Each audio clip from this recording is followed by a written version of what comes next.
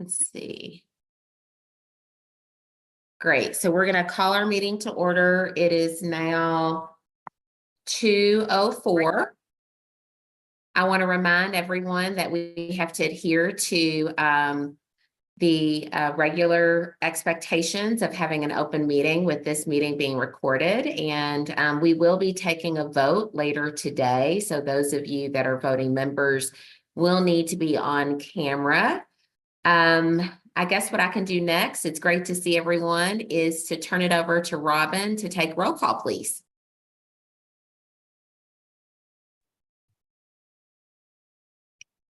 Andrea Day. Here. Deputy Secretary Beth Brindley. Katie Hoagland on behalf of Deputy Secretary Beth Brindley. Lynn Baker. Here. Secretary Eric Freelander. Representative Kim Banta. Senator Danny Carroll. Dr. Amy Hood.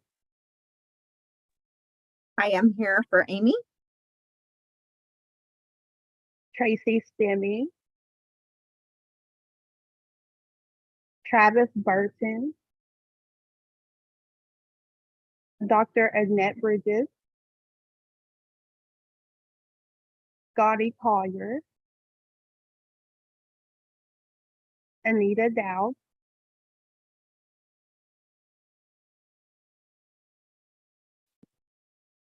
Dr. Felicia Cummings Smith. Here. Brittany Howe. I am here and I'm actually about to join on my computer. So if you get another request from me, that's why. Okay, thank you. Dee Dee Cummings. Joe Barry. Here. Rena Pratt. Here. Dr. Jason Gilbert. Here. Robin. Dee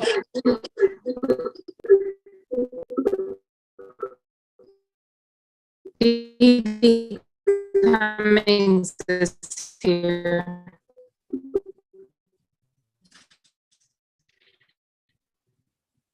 Paula Goff. Cummings is here.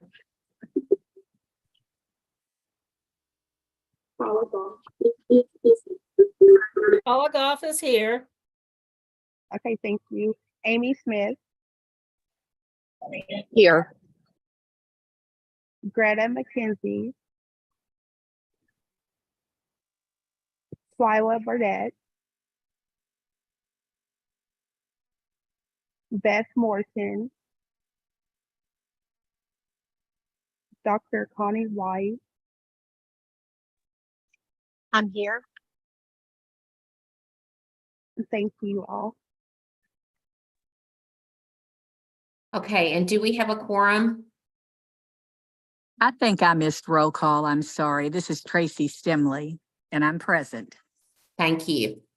Dr. Connie Smith, this is Dr. Thomas Williams. I don't know if Commissioner Kenny name was called, but I am here proxy for Commissioner Kenny. Very good. Thank you. Robin, did you capture those? Yes, ma'am. Okay, and Lynn or Robin, do we have a quorum? Yes, we do. Okay, very good. All right, so we'll go ahead and continue with our agenda for today. If we go to the next slide, you can see this is going to be a pretty comprehensive agenda where we are going to address several items together. I don't know who's controlling our slides. That is me. So Robin, if you can go to the next, thank you. So if we have, we will be going through quite a bit of material today, and I am looking forward to, we will have a vote close to the end of our meeting today, but today's meeting really has some follow-ups that we discussed with you in previous meetings with having a report, an update from the Commonwealth Education Continuum Early Childhood Work Group. So I'm looking forward to that and many of our other reports that will take place in addition to work that we will be sharing more about our spotlight on our preschool development grant strategies, mentor summit that's planning an overview, a regional collaborative RFA, which will require a vote from all of you. And then we'll adjourn. So with that, we know that this is a very busy time of year, particularly for our legislators, as well as today, the Department of Education announced their commissioner and our commissioner of education for the Commonwealth. So there's quite a bit of activity that's happening across the Commonwealth these few weeks and months. With that, I want to share with you, as you may already know, there are several key pieces of legislation that are of interest to our early childhood community. And what we would like to do is if you have questions, please just reach back out to Lynn or Secretary Brindley or anyone in the office. But we are going to drop a link to those pieces of legislation where you can go and, stay abreast and stay aware of what's happening in our space of early childhood education. With that, I am now going to turn it over to Lynn. But before I do that, I am thrilled to share with everyone that Lynn has been selected as the permanent executive director of this office. And I know you join me. I see some hands clapping. I know you join me in celebrating that with Lynn. So we're thrilled about that, Lynn. Congratulations. It was a very rigorous process. And I know that in that process, there was mention that the office's work needs to be elevated. We all need to be communicating and doing our part about how we are coordinating and aligning early childhood and early learning efforts across the Commonwealth. And so not only is that the office's responsibility, but it is our responsibility as members on this advisory committee to share the work that's happening. So please join me in welcoming our permanent executive director, Lynn, to give her executive director's report. Thank you so much for that, Felicia. And it has just been a thrill to serve as interim over these past several months. And I'm just honored beyond belief to serve in this capacity and this great team. I almost want to cry. We've spent the last day and a half together with our apprentices and mentors and had a great summit with them. And just watching this team work together, I just get goosebumps. I know that the work continues because of this team. So I'm just very, very grateful. I do want to share, I sent out the executive director's report, Robin did, along with the agenda. So we would just want to touch on a few highlights of that. We have a staffing update. We are very thrilled to have a new member of our staff, Michelle Hines. She began working with us, and I'm looking across the room because we're in a great big tent and she's way across the way. But she began with us on February 1st as the Special Projects Coordinator.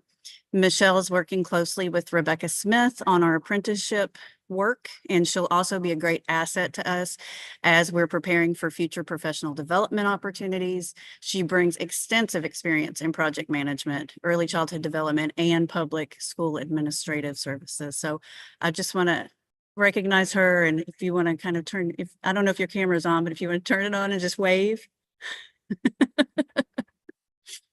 So that's Michelle. We also want to go into workforce. Workforce is a huge driving force in what we're working on in this office and has been for months. Our third cohort of the Early Childhood Registered Apprenticeship Program launched in February, and we have between 80 and 85 new apprentices, and that's amazing. And Rebecca is here with us today, and she'll share later on what we've been doing this last day and a half with our mentors and our employer partners. But we wanted you to know that we have 3 different occupations that are included in those cohorts. You can read more about that in the executive director report, but there are currently 37 childhood apprentices who have already completed the program and have received their journey worker credential, which is huge. We are looking forward to having a ceremony to celebrate them, and more information about when that will happen will be coming in the upcoming weeks and months. In addition, we are working very closely with Kentucky Department of Education, very thrilled to be doing so on the pyramid model. We are represented on the pyramid model leadership team that KDE has graciously started and led. They've been in this work for many, many years. And with our partners, they will share a little bit more about that coming up, but we wanted to make sure that we are working alongside and expanding that work. And so our preschool development grant funds are going just exactly to one of those strategies. We're working to create improved alignment and unified implementation of the pyramid model framework. And the funding is going for training and coaching for childcare, family childcare, and Head Start and early Head Starts. These trainings are intentionally aligned to the public preschool training and implementation that has already proven so successful. The trainings are being provided through our participating state-approved training agencies with childcare and Head Start, and we'll have more information on that in the coming slides as well. One thing that we're very excited about that I wanted to highlight from our executive director report is our coordinated application and enrollment. This is something that has been on our goal board for quite some time. And we wanted to let you all know that our preschool development grant funds are supporting expanded access to early care and education services through coordination, application, eligibility, and enrollment for families and children.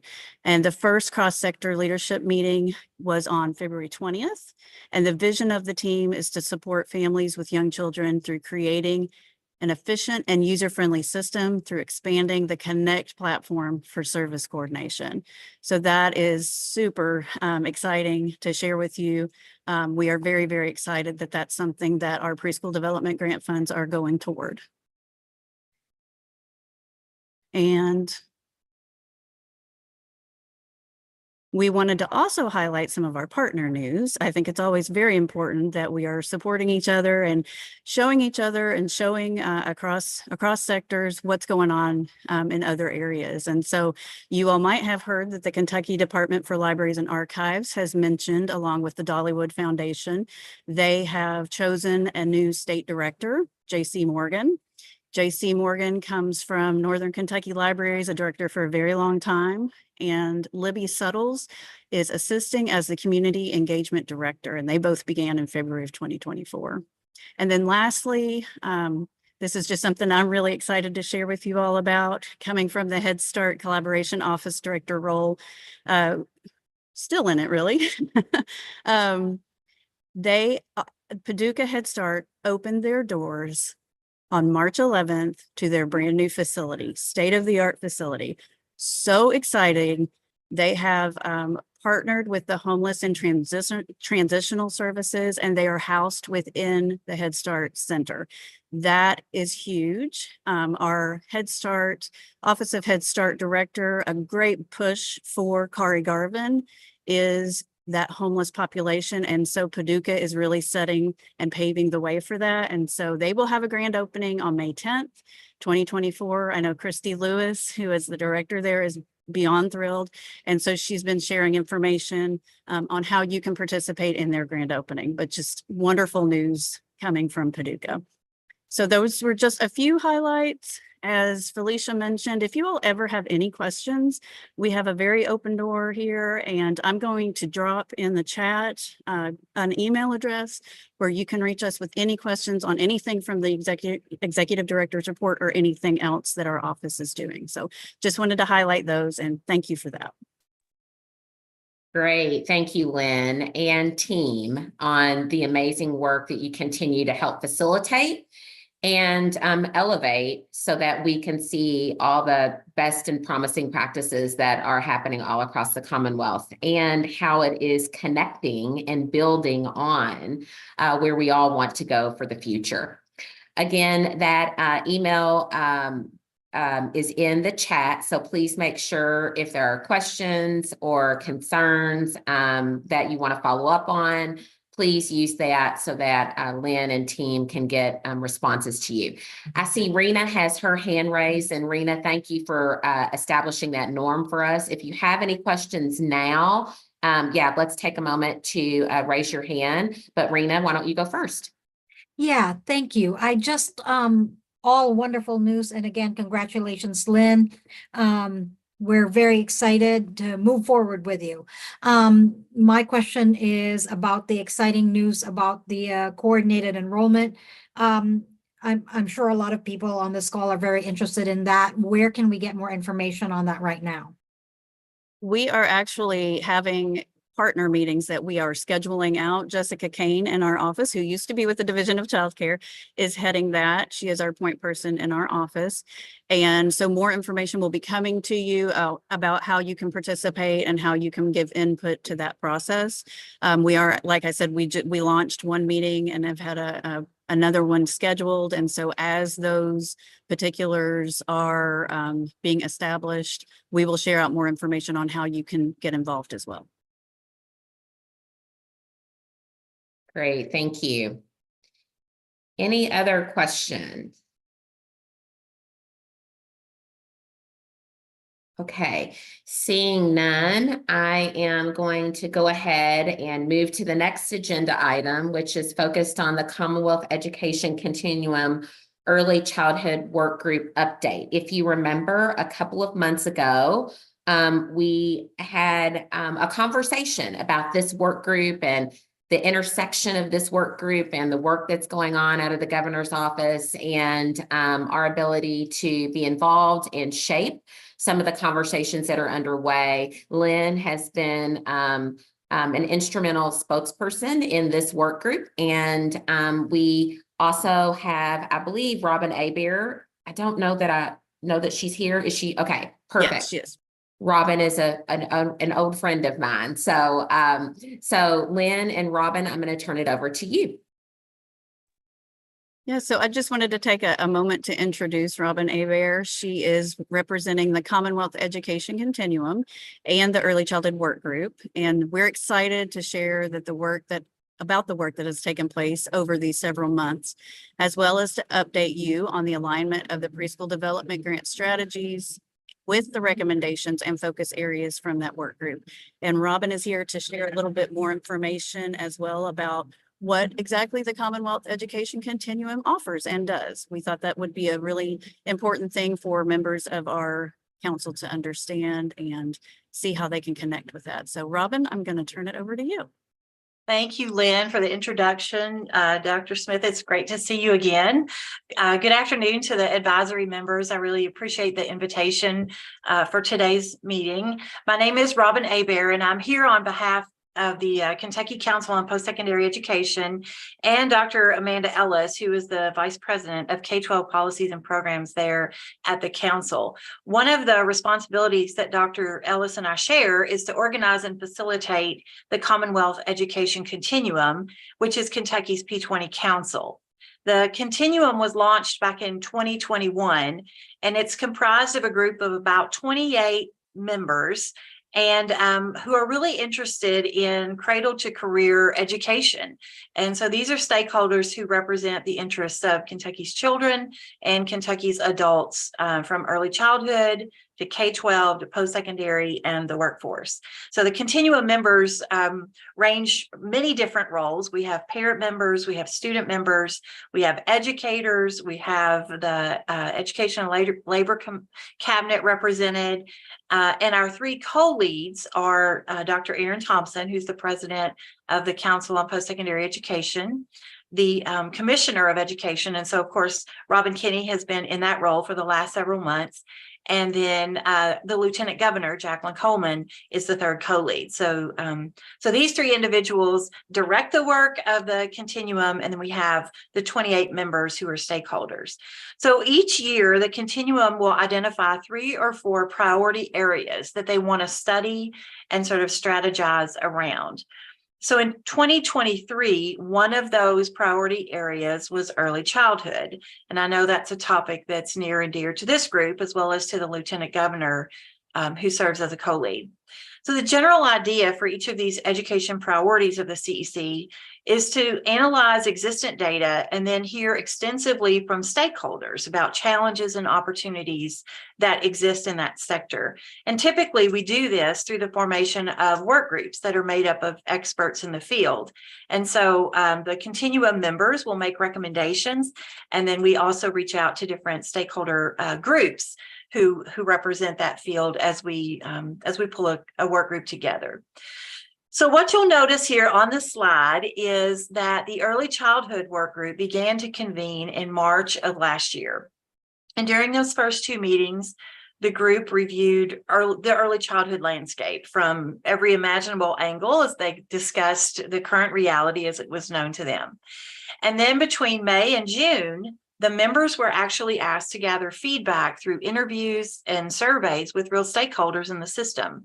So they were talking to early childhood workers and teachers, practitioners, parents, all of the different stakeholders who operate in this ecosystem, and gathering real feedback from them. So then in August, the group reconvened with some technical assistance from EKU's amazing facilitation team. And their purpose then was to fine-tune the definition of the group's work and to develop some draft recommendations for consideration across the state. So the group sort of defined its purpose as supporting children and families for success. And the idea was to create equal access to a collaborative and unified early care and education system by focusing on a couple of priorities. First of all, high quality instruction and experiences for students, intentional program design and a coordinated structure, coordinated early care and education services, and then finally, fiscal stewardship and financial sustainability. So around those kind of buckets of work, the group further defined these areas of emphasis and created draft recommendations for each one. And so I just want to give you some highlights from each one of those. So under intentional program design and coordinated structure, there was a lot of conversation around the focus on intentional program design in order to create equal access to a collaborative and unified system, a system that would maximize funding and leadership development to ensure access to quality learning environments. So kind of the big picture there. Under coordinated early care and education services, the group was really interested in enhancing the development of children and the well-being of families, communities, and the Commonwealth. Lots of conversation about how the early child care system really impacts every area of life for the families who live here in the Commonwealth, and just the far-reaching impact. In terms of fiscal stewardship and financial stability, the group was really focused on maximizing access to sustainable and dependable services through fiscal stewardship and financial stability, so that children and families could continue to receive supports. And then under high quality instruction and experiences, they talked a lot about highly qualified teachers that are well compensated and who provide high quality instruction and experiences across all of the different settings. So that's just kind of where the group landed after this series of first meetings. So at this time, no additional meetings of the work group are scheduled. Typically, the work groups for the Continuum they operate for about a year. And so for the moment, we have pressed the pause button to kind of see what happens next. So we're so appreciative of Director Baker's participation and contributions both to the work group and as a member of the CEC. And I know that I've noticed some of the other names on the call today are other people who have been involved in one or both. So we really appreciate that. So we believe there is incredible alignment to and synergy among the many efforts in early childhood throughout the state. And so that's just kind of my summary of what's been going on. So thank you all for having me today. I hope you have a better idea about the Continuum and what its work really is about and kind of the scope of what we do. That is perfect. And I'm so grateful to you for sharing that information and giving some background to our members of the council to further understand the full global scope of all of the work of the educational continuum. So thank you so much. Robin, if you can go to the next slide, I'm just going to take a moment and talk about some things we talked in the last work group meeting.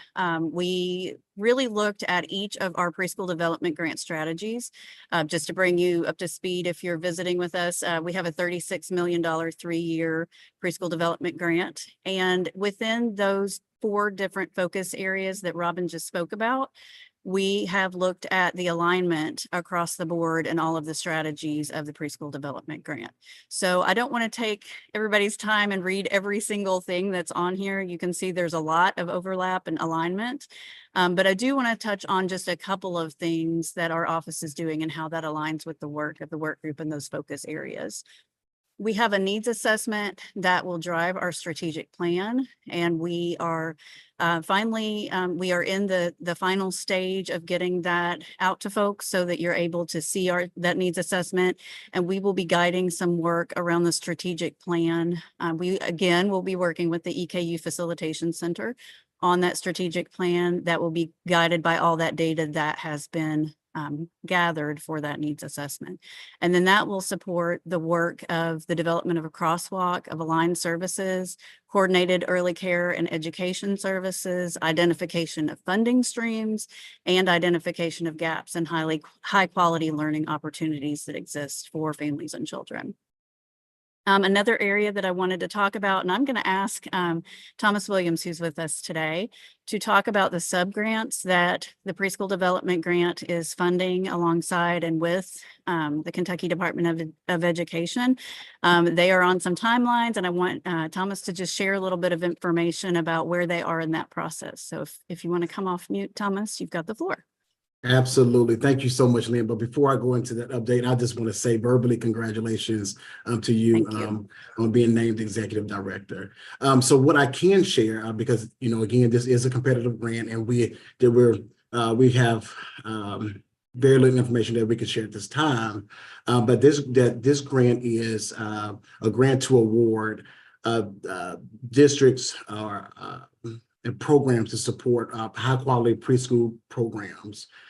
So the thought is that we would move forward with this grant. We have partnered with different agencies to help with the scoring of these applications. And so hopefully during our next ECAC meeting, I'll be able to share more because we'll be further along within the process. But what I can share is that we are moving along here at the Kentucky Department of Education in regards to the grants. And hopefully, again, during the next meeting, I'll be able to share more around where we are and hopefully share, if the grants will be named at that time, grantees. Thank you so much for sharing that information. Yeah, as you're going through a grant process, you all know how that works, and being able to share information in a timely manner as they're able to. So we will look forward to having some updates on where that is in the process as those grantees are named.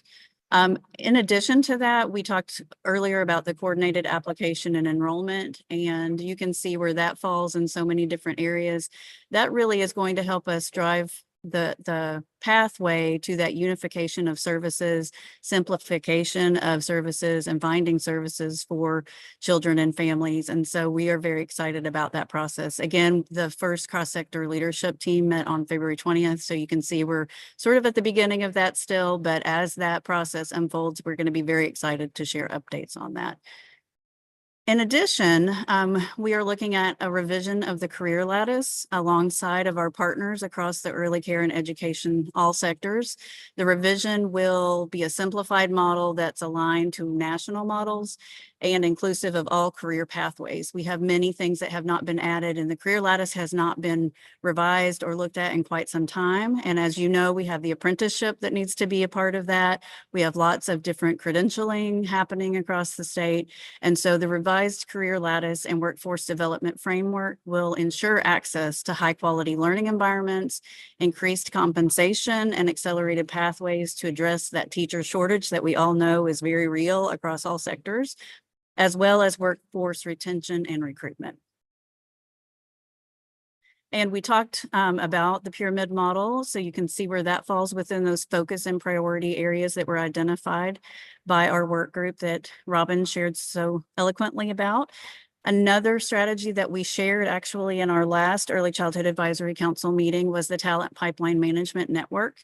That Talent Pipeline Network is an employer-led and demand-driven network, and it's inclusive of 3 subgroups. So we have public preschool, Head Start and Early Head Start, and childcare, family childcare homes. The network groups create and manage talent supply chains by projecting talent needs and aligning those with education and workforce development system needs, and identifying the barriers that exist for recruitment and retainment across the workforce in early care and education. We have worked very closely with the Kentucky Chamber on that, and you can read more about that in the Executive Director's report as well. In a little while, we're going to talk a little bit more about this strategy, our regional collaborative network supports. We will have a report by Megan Greenwell, who is the point person here in our office. But we did want to highlight some strategies within that, within this meeting. So Megan will be sharing some information about the partnership with Partners for Rural Impact on expanding capacity and sustainability for a lasting impact for families and children through our regional collaborative network. It is also a preschool development grant strategy spotlight, so she'll be sharing lots of information here in a little bit. But the supports will help to expand and elevate the work of our regional collaboratives, which, if you know them from past life, they were our early childhood councils. So if you know those, they're made up of volunteers that are on a regional basis. They come together to work around preparing children and families for kindergarten, but beyond that, sustainable change. And that's something that really has been at the root of what we're doing with regional collaboratives as they exist today. So Megan will share more about that in a little bit, but you can see on the slide here where that falls within those priorities as well.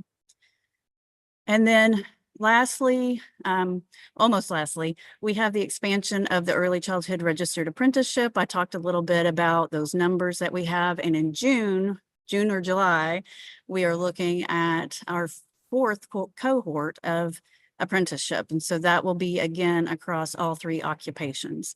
And you can see how that supports all of those focus areas within the work group's focus on high quality instruction and experiences by having those high quality experiences for professional development for our apprentices, fiscal stewardship and financial stability as we're working through incentives and professional supports for those apprentices as well.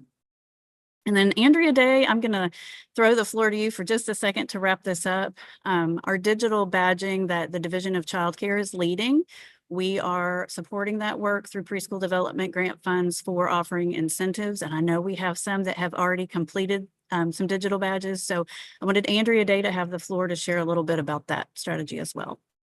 Well, thank you, Lynn. And I wanted to also just verbally say congratulations and being named the executive director. Always look forward to working with you. The digital badging and credential work that we have done this year, we have put forth 2 new credentials, an infant and toddler and a school age credential that are tied to regs. But the digital badging, the goal of that is that providers, we want to set goals for providers to take their annual training requirement tailored to the age group they work with across all of the core content areas. This gives a child care staff member a well-rounded and quality approach for their yearly professional development plan. It is optional. These are 30 hours of coursework that has a specific training type based on age group.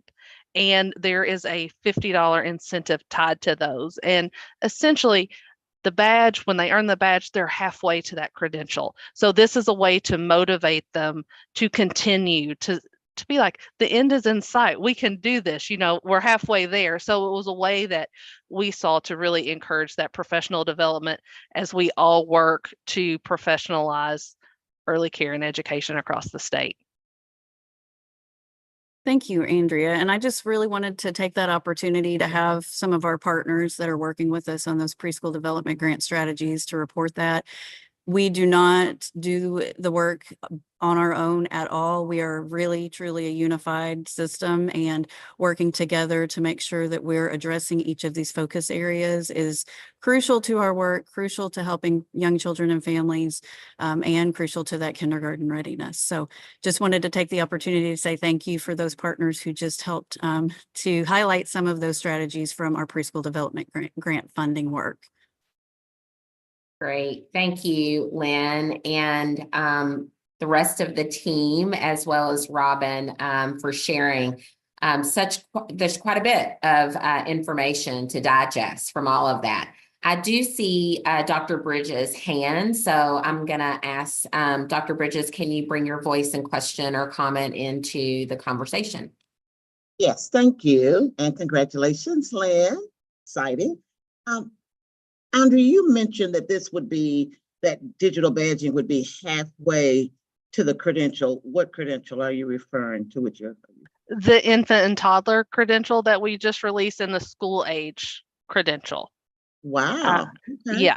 And so that's something that we at the division have been thinking about for a while. And we work closely with all of our partners, including ECE TRIS, to make that as seamless as possible, and to really use those resources that are available in ECE TRIS for professional development to really, again, motivate folks, not just to see their professional development as I need to get my 15 hours this year to check a box, but to be really meaningful and intentional about the trainings that they are selecting and really, elevating themselves and bettering themselves. So just another question, Andrea, now how does that interconnect with the CDA infant toddler credential? So our credential, and of course, you're going to put me on the spot. I'm not the expert. No, it's okay. I'm not the expert on these. It does tie into that.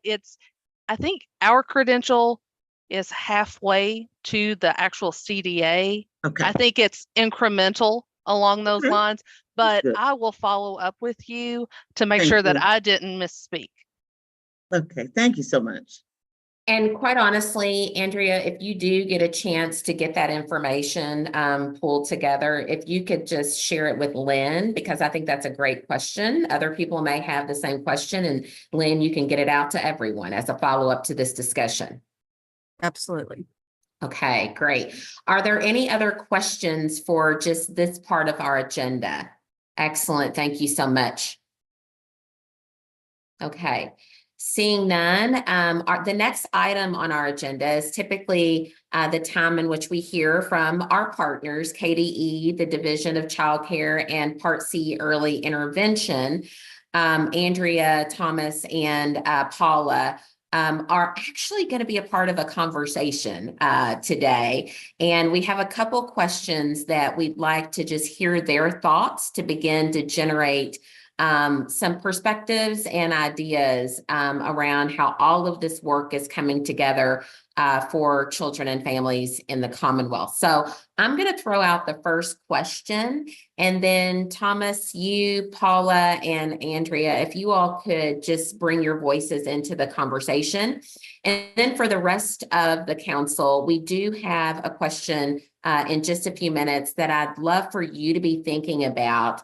How can we as council members help to elevate messaging about the work and the strategies that have been shared? So if you can keep that in your mind as you're listening and as you have been listening this afternoon, I'd love to invite everyone into that part of the conversation in just a few minutes as well. But to start, what I'd like to ask Paula, Andrea, and Thomas, how do you see the preschool development grant strategies that are aligned with the work group's focus areas impacting opportunities for children and families? And what questions come up for you? All right, I'll jump in if that's okay. So I see these strategies, basically having a positive impact on Kentucky's children and families. And by doing this is improving the access and increasing the quality across the Commonwealth in the educational early childhood education system. So I think that we can do this by ensuring that the system is aligned and coherent, by creating the conditions to become a more equitable outlook for Kentucky's children. Now, in regards to the questions that come up for me, I always wonder what trainings is needed across our system to implement the preschool development grant strategies. And I also would like to know what staff will need in order to implement these strategies with fidelity. So those are the questions that come up for me in regards to the first question. Great, thank you. Andrea or Paula, any thoughts? How about this next question? How do these strategies make a long-lasting impact? What are the crucial considerations that need to be made for sustainability and long-term impact? Well, Felicia, this is Paula. And having implemented a number of systemic changes in a program that does reach statewide, although a small program, the bottom line really comes down to a firm and clear vision of where you're going. What is that ultimate end that you're always trying to strive towards? Because it'll change as you move forward. But also that commitment has to be there. The stop and go back, the stop and try to regain ground. You lose tremendous motivation and momentum. So you spend a whole lot of time and resources trying to get back to where you were, then thinking you can go forward again. And I think that all programs have that history. And I think with these strategies, it's the same issue. We know that administrations change, leadership changes. It's not a stable environment that whoever comes in at that top spot is going to have the same vision, that's going to really understand this vision and support us. And so it's a constant need to educate everyone on what it is and why we do it, and that be a consistent voice from everyone. I agree wholeheartedly with everything Paula just says, because again, being in state government for 20 plus years, there's a hurry up, let's do this. And then there's a pause and then regaining that momentum. So the more that we can do to embed these strategies and the culture of consistency and propelling us to where we need to be, to where it doesn't matter who's sitting in the seat, but it's embedded into the system, which I know can be daunting to think about, but I think that helps us get and gain that momentum and keep that momentum. And I think that's very important. And, we're seeing that in several areas across our cabinet and across state government. So I think now's the time. Yeah, excellent point from both of you as well. That idea of building upon what has been occurring and learning from it and improving from it, but also thinking about where we need to go, right? The end in mind and how we're all working towards getting to that really helps with understanding the sustainability questions and not lose ground. So excellent from both of you. One other question, let's see, and then I want to open it up to the rest of the council. How do these focus areas and strategies align with your agency's overall work, and how does that alignment help ensure for sustainable impact?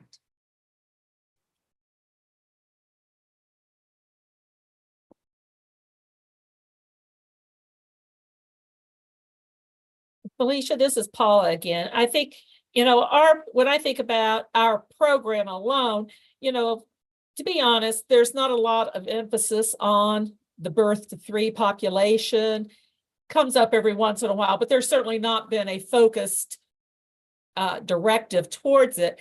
But when you expand that to think about that whole birth to 5, the alignment there is, number one, finding the children who need services. and their families, and then connecting them with those services.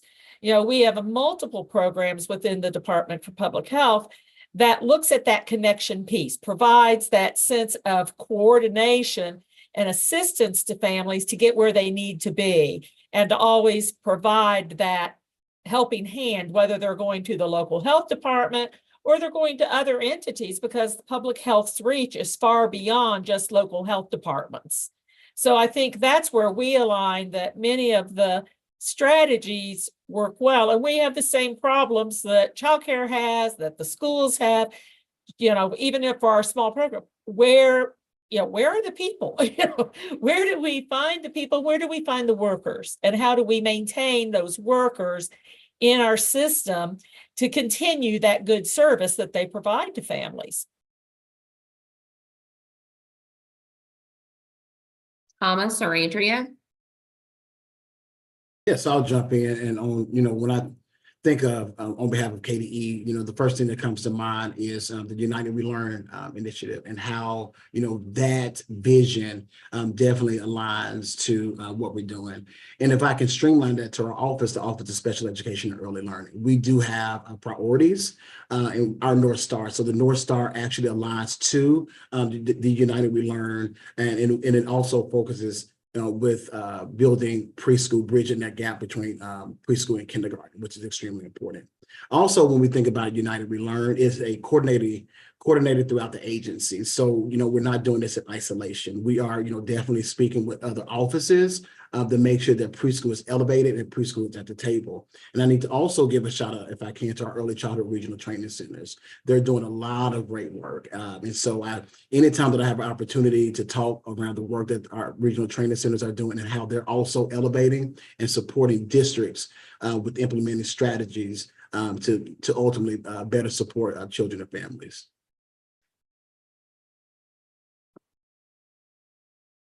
Great, thank you, Thomas. And Andrea, would you like to go next? Class, round us out? Sure. I think for the Division of Child Care, it's how do we best support not only the providers that are providing this critical care, but our families as well, and really thinking of childcare in a bigger sense of, it's not just care, it's not just education, but it ties into the work of our department as a whole, as far as child welfare, prevention, community well-being. And so really being mindful of all the partnerships that are out there and being engaged so that there's not a duplication of effort, so that we can maximize whatever strategy it is and not detract from another, or use our resources to do something new because, something is already being handled by, let's say, Frisk.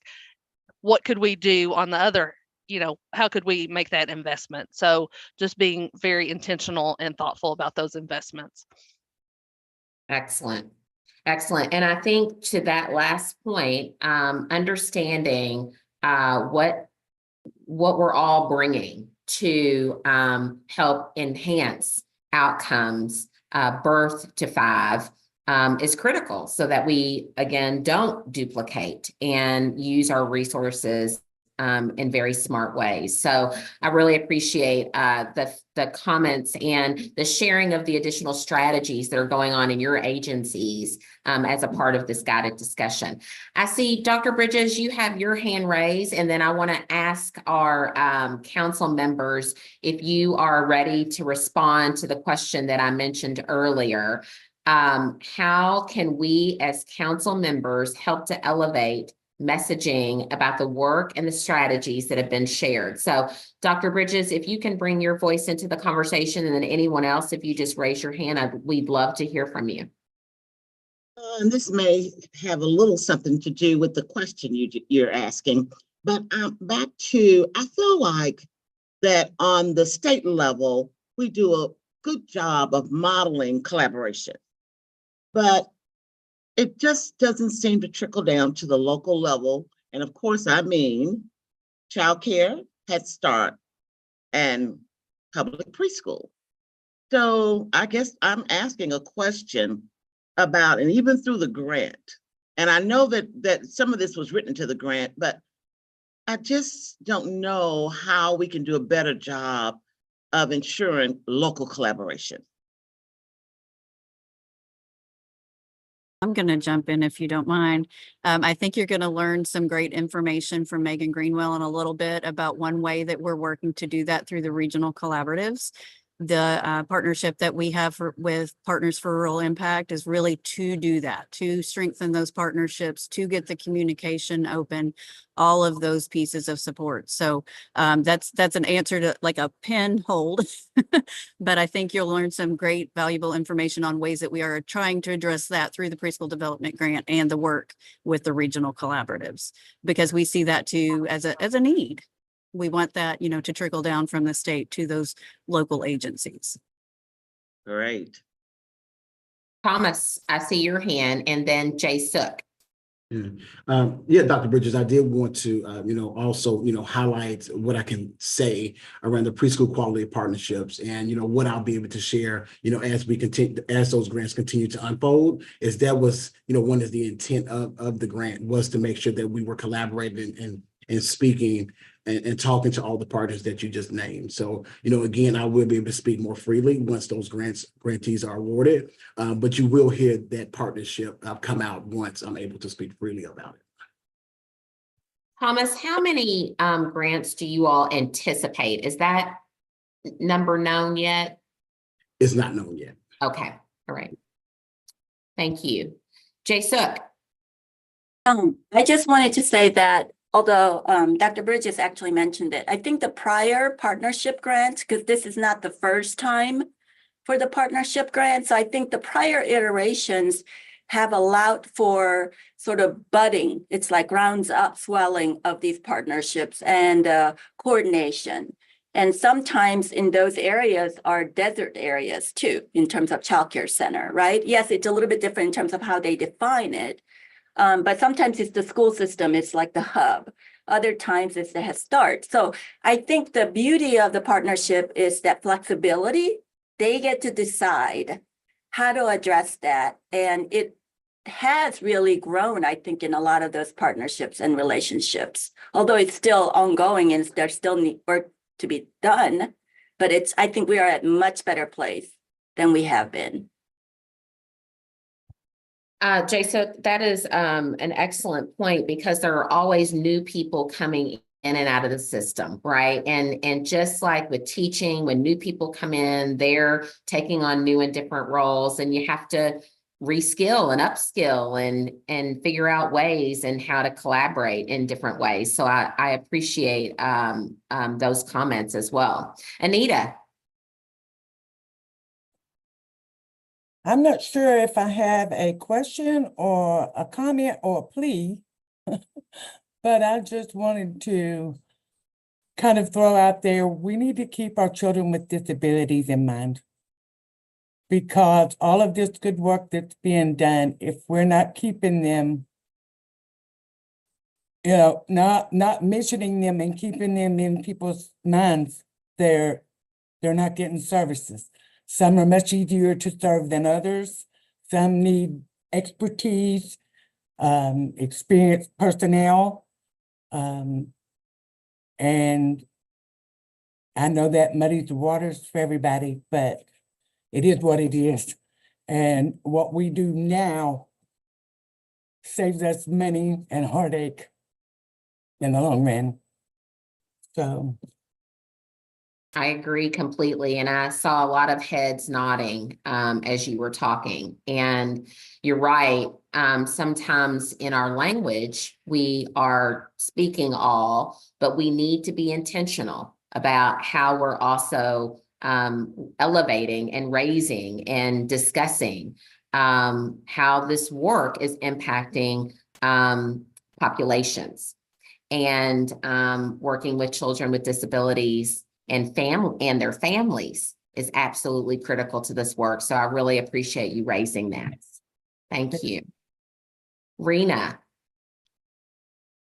So, yeah, I want to second what Anita just said, absolutely, before I talk about my response to your question, Felicia, but absolutely, I think the work with the pyramid model is a step in, a great step in the right direction. The work along MTSS, you know, multi-tiered systems of support, and really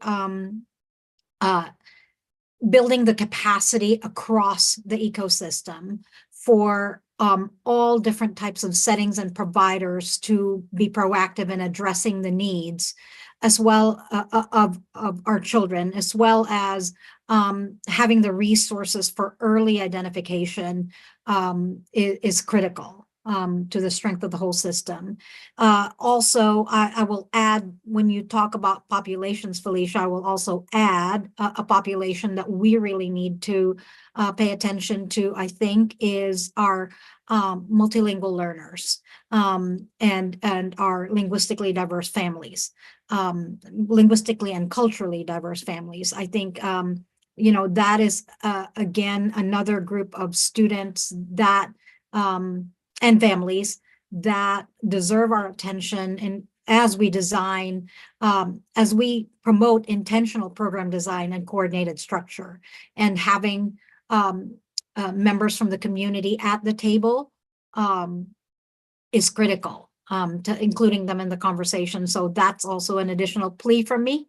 But I also wanted to answer your question by saying, first of all, that a lot of this work really aligns with the work that I do currently with the Pritchard Committee.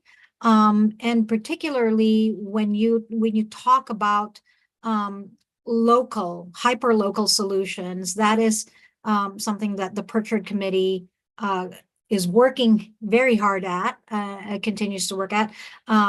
You know, I want to shout out to Joe Berry with the Public Life Foundation of Owensboro, who is a newer member of the council, and the work that we are doing in Owensboro to create those kinds of partnership, to bring people to the table. We are in process, absolutely, but we have done a lot of work. Joe has done a lot of work with partners, different partners in Owensboro, to bring Head Start, private childcare aware, you know, the school systems, and other community partners like the Chamber of Commerce, the hospitals, the Community and Technical College, you know, the YMCA, you know, so bringing all of these folks to the table, you know, around all of these areas. So our buckets of work are very aligned to these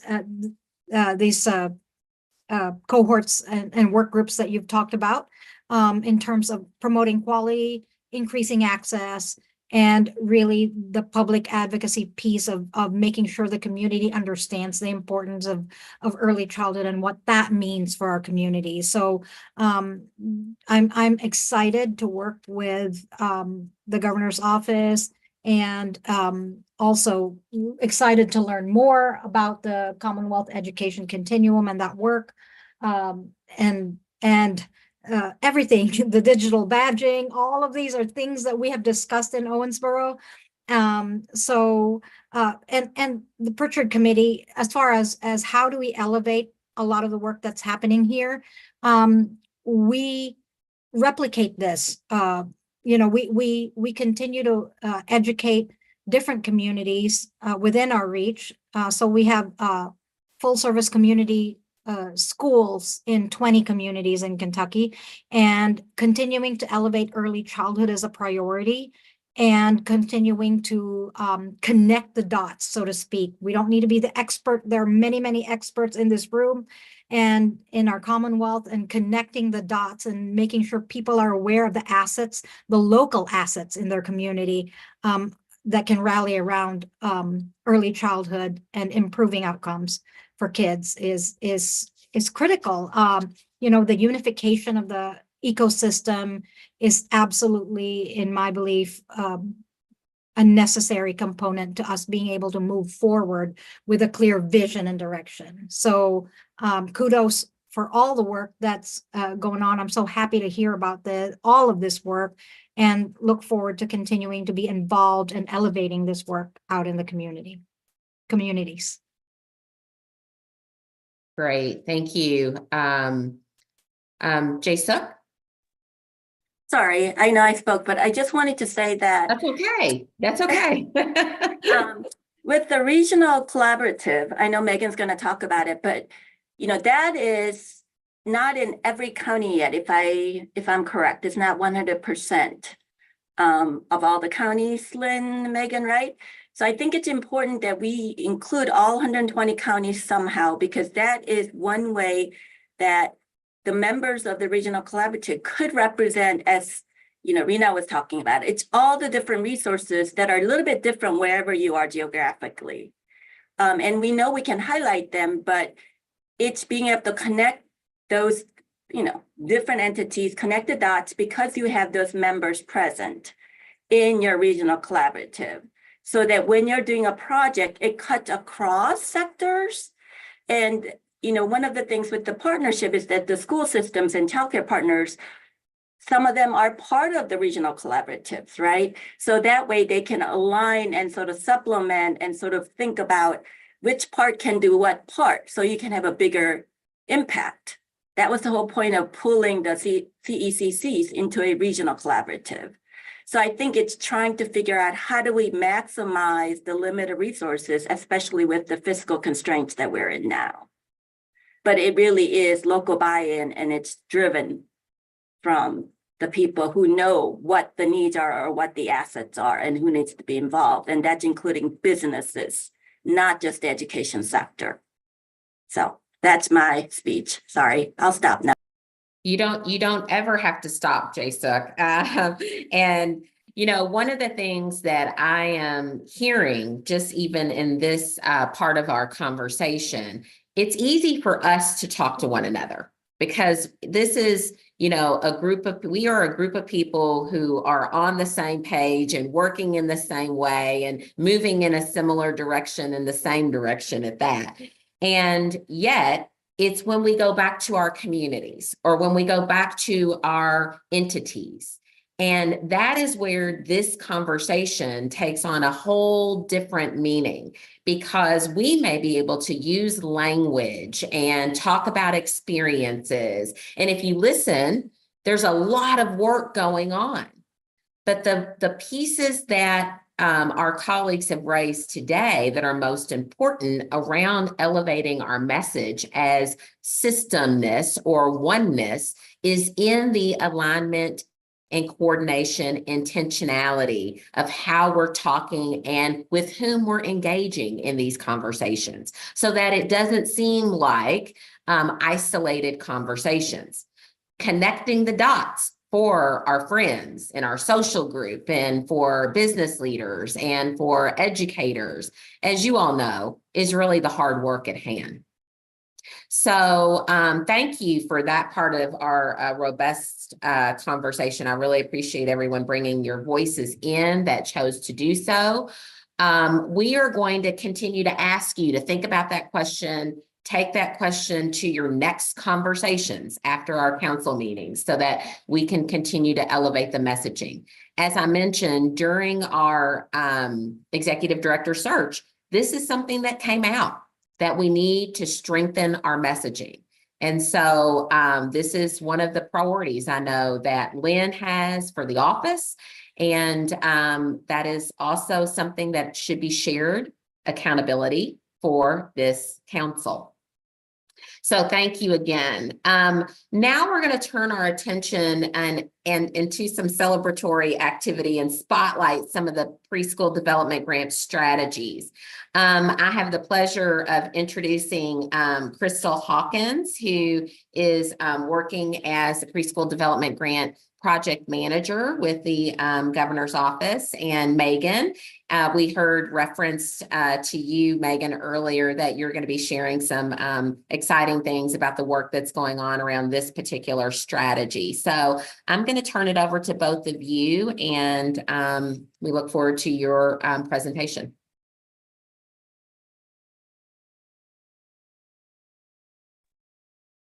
Well, hello, everyone. I'm so happy to finally meet everyone. I actually had the pleasure of joining the team probably back in maybe October. So I'm happy that I finally get to see everyone. My role, I'm just introducing myself. I'm Crystal Hawkins, and like our amazing Felicia Smith shared, I've been taking on the role as the project manager for the PDG grant. And I just really want to first say that it's amazing to be able to see the intent of the grant and to see the work that's happening with such an amazing team. And I'm so excited to support Lynn as the executive director, and congratulations, friend, on that. But I just want to give you just a little bit of background on who I am, what the PDG grant is. I know we're probably not going to get into a lot of detail because I hopefully will share more with you all in the future. But and then also just kind of give some information on what I do as project manager, and then kind of how I, thank you, Dr. Bridges, and how I, support the grant. So for me, I've worked in the past to really work in federal programs, and my history has really been around supporting and implementing federally funded programs, specifically Title I. And so I've always been very focused on making sure the funds that we're spending are aligned to our intended outcomes of the grant. That's super important.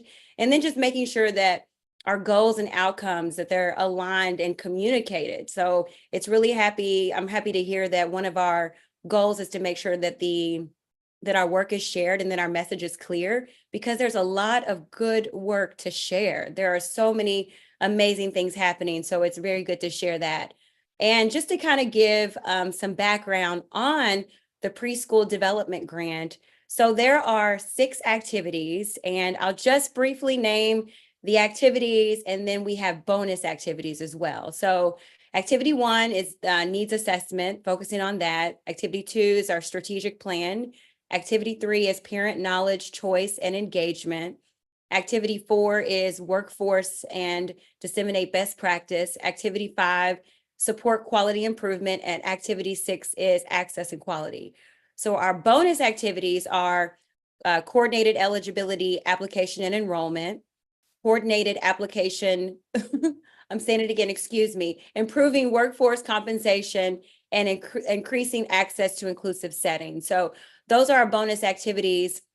My role essentially, and I love the role that I'm in because I get to just kind of connect the pieces and really communicate with our federal overseers of the grant. So I really serve as a liaison between the Department for Health and Human Services, also with the Administration for Children and Families. So really working with them to understand what's the intent of the grant as they're sending updates, things that we need to really pay attention to, just staying in communication with them. But then I also get to see the great work that's happening within the team. So with every single one of those activities, there is an activity lead. And I love to get ongoing updates, listen in and do a lot of one-on-ones with, where are we with different activities. So the technical assistance that I typically get with the grant, there are ongoing webinars that I often listen in on. In December, we had a convening that was the first convening for the preschool development grant, where we were able to meet partners, other recipients of this grant from other states. That's a huge benefit, is that we get to listen in and understand what other states are doing. I love when we do that, though, because we also find that Kentucky is typically very well ahead, doing amazing things that other states often may want to learn from the great work that we're doing. In addition to that, there are some things that we can listen in and see what are other states doing that we also want to listen in on. So I also participate in project management affinity webinars that are held with other overseers and project managers of in different states. And then again, just ongoing communication with the Governor's Office for Early Childhood. So we are in year 2 of a 3-year grant. And year 2, this is a fun year because we are moving. Huge shout out to Megan, who does some really hard work of processing all of our contracts and making sure that all of our T's are crossed and our I's are dotted in terms of, we have the work that we intend to do, but then do we have the contracts to support it? And are we going along the different processes that we have? So huge shout out to Megan for doing that. But we are in year 2, which this has been a lot of movement. Year 1 was really a year of setting up a lot of different key partners and strategic initiatives and making sure that what the grant was intended to do, that we have the processes in place to do that. So year 2 is a huge year of movement. We're very excited about what's to come.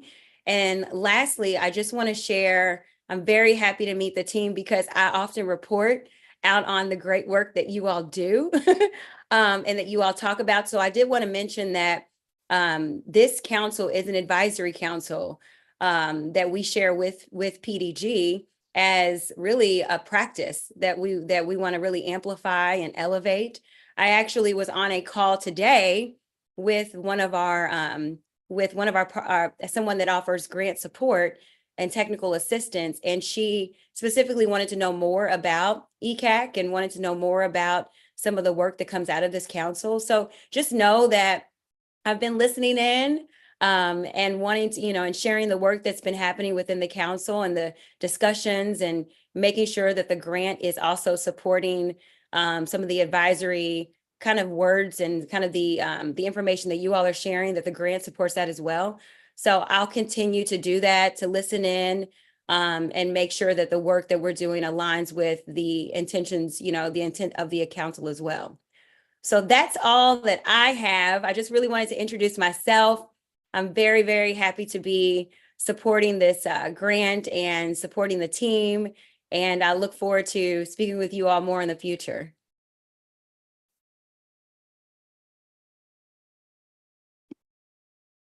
Thanks, Crystal. We are really happy to have you on your team, and you've been a great asset to the Preschool Development Grant and also as a new member of our team.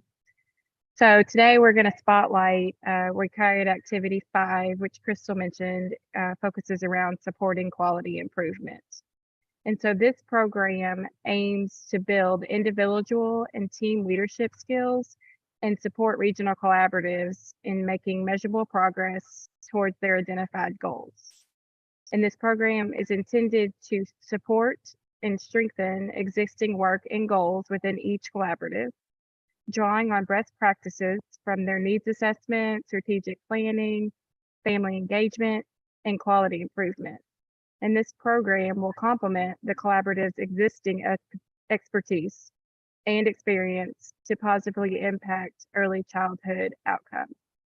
So we've partnered with Partners for Real Impact, and they will have a program that will consist of 3 two-day seminars in person and at least 1 on-site visit to each region, 2 to 3 webinars, and multiple opportunities for team and individual coaching, during which participants will build a strong community of practice to refine their professional skills and uncover lessons that will inform the larger network of the regional collaboratives. Discussions, exercises, teaching, and practice around 5 core abilities will be woven into group work and individual activities, with the expectation that participants apply these skills on a broader scale within their own organizations and their own communities. So that again touches to everybody's point earlier about really driving down that local involvement. And so this program will require work between sessions, both individually as a team. And we are excited to announce that we have selected our first round of cohorts for this project, and they are set to begin this month. The first round of cohorts will include the Cumberland region, Eastern Streams, and South Central Kentucky. And this will, we will grow our cohorts each year, but they will have different cohorts selected for each year of the grant as well.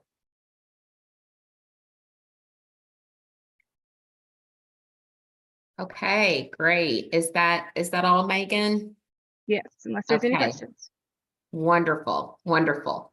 Thanks to you and Crystal for, I know how difficult it can be to wrangle everything together and to meet the expected deliverables of a significant body of work like this, but it is on our game plan and has been, and this is just helping fuel and accelerate the work that was in some ways already underway and amplifying where we'll go in the future. So we're thankful to both of you for your leadership, and thanks for elevating these practices for that priority.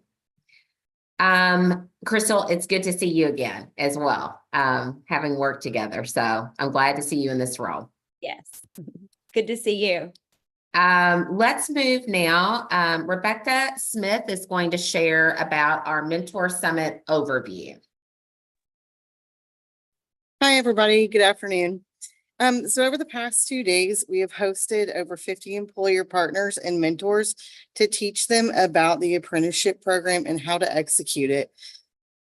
During this summit, we were able to deliver a deep dive into what registered apprenticeship is, a program overview and execution, as well as Kayla Jude, our partner with the Office of Employer and Apprenticeship, was able to share about workforce solutions for early childhood apprenticeship and how employees can use these techniques for recruiting talent and resources to support the workforce.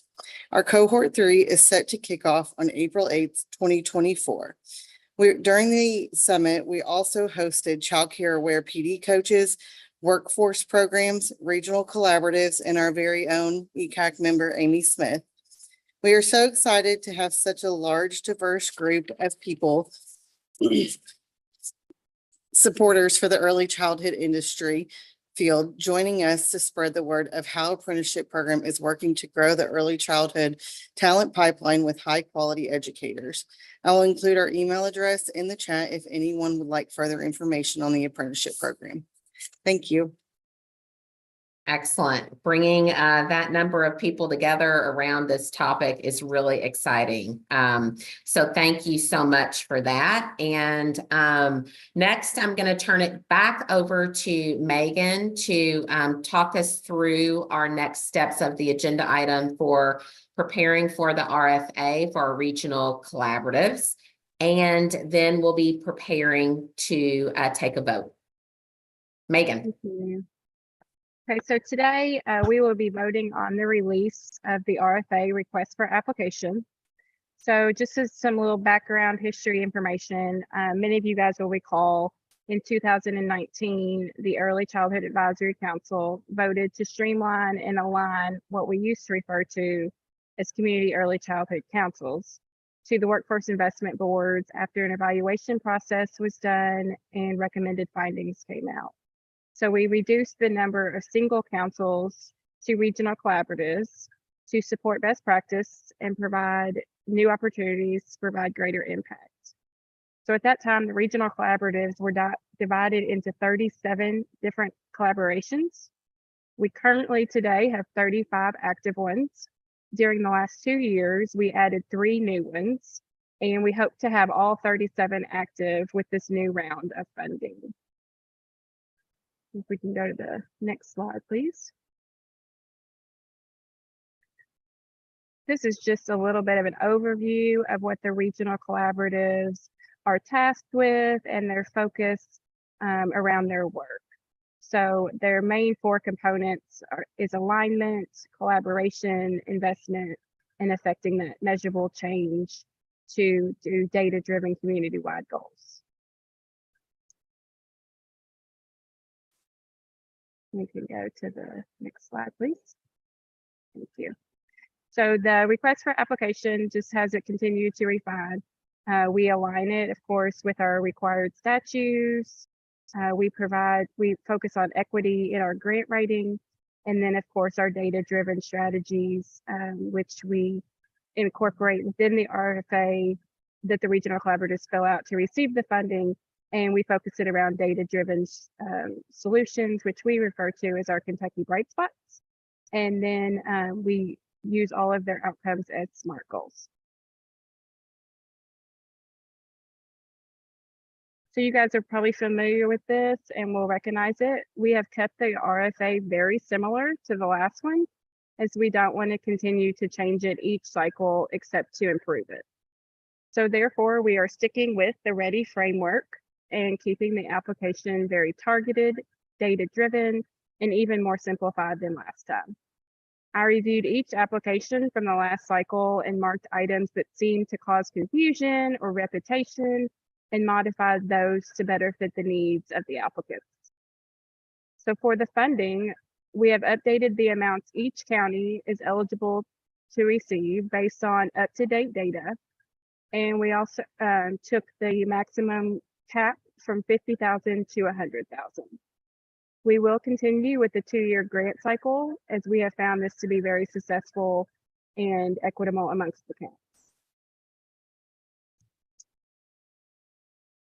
Before we move to a vote, is there any questions?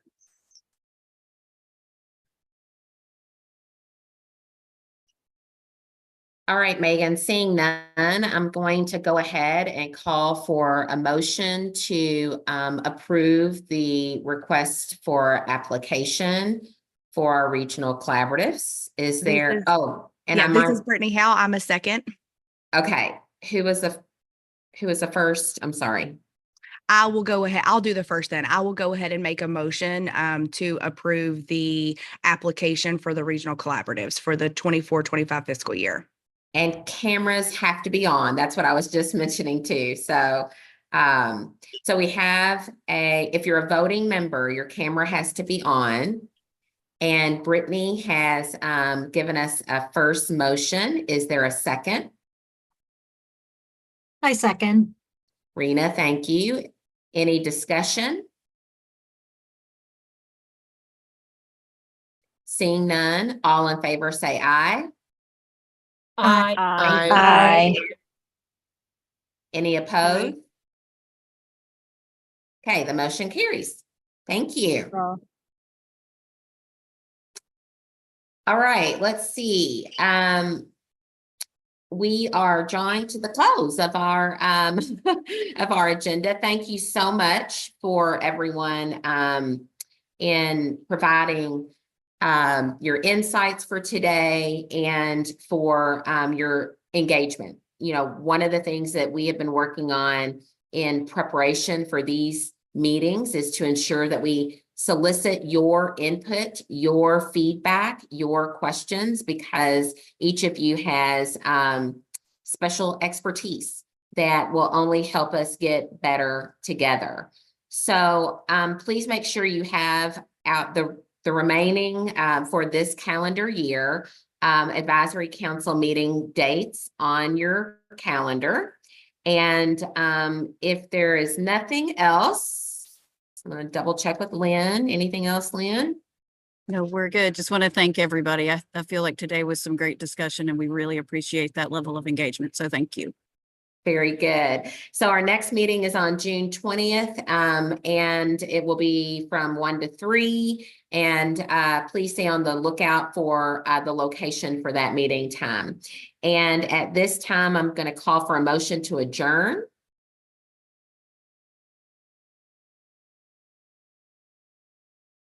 I move that we adjourn the meeting. Very good. Very good. Thank you. So our meeting is adjourned. Have a great rest of your afternoon.